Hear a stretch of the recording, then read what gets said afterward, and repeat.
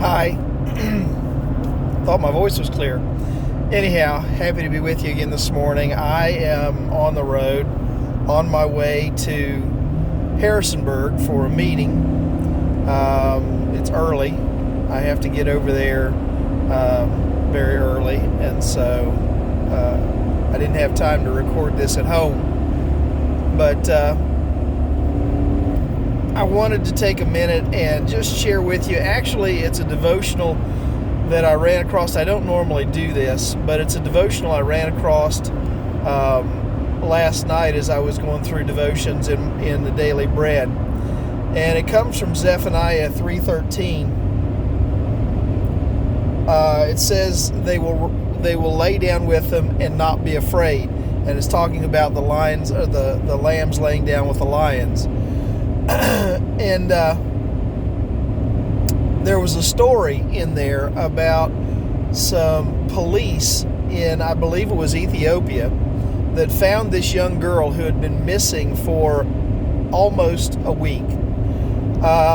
They found her, and she was laying in the middle of a pride of lions. And the lions were surrounding her, not in threat, but surrounding her, guarding her. And they were surrounding her, protecting her, making sure nothing would come to her. And they found out that these lions, it's a small pride of lions with 3 big males,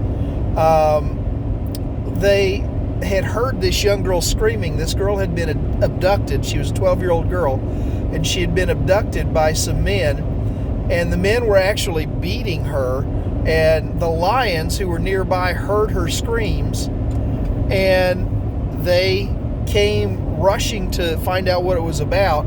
Saw these men beating this young girl. The men ran off in terror of these lions, and the lions just surrounded the girl and became her guardian and wouldn't let anything happen to her until the police got there. And when the police arrived, the lions ran off and left her to be rescued by the police. Now, you might think that is an impossible story. That is a well-documented story, documented by the Ethiopian police. But as crazy as it sounds, the little girl was basically unharmed. The lions had never bothered her, had never hurt her, and she was returned to her family, and everything was fine. You say, how could that be? Well, I believe that God had prepared those lions just like He prepared the lions for Daniel to protect that young lady. And they had become her guardians until the police rescuers could arrive. She wasn't afraid. She wasn't frightened sitting there with the lions or laying there with the lions.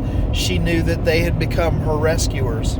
You know, there's a lot of times in life where things come along and cause us to be fearful.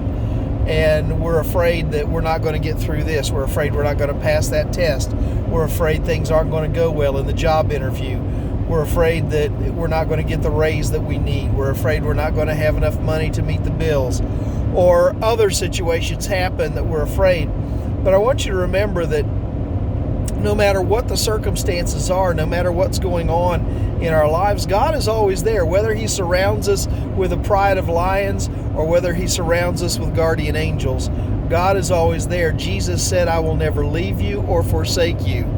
And so in the course of the day, if your situation becomes a little bit frightening, don't let that overwhelm you. Don't let that overcome you, because the Bible says God is there with you. You're not going through it alone. If you're going through a surgery, if you've got a surgery coming up and you're a little bit frightened by the surgery, understand that you don't go into that operating room alone, that God goes in with you. And He can guide the doctors and the nurses to do exactly what needs to be done. Just put yourself in His hands. Just be willing to trust yourself into His care, and He'll bring you through. He'll guide you and guard you. Well, my time is gone. I just wanted to give you that quick thought.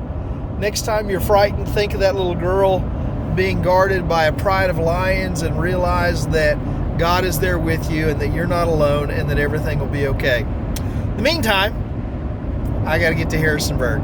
I will talk to you later. Hope everything's going good for you today.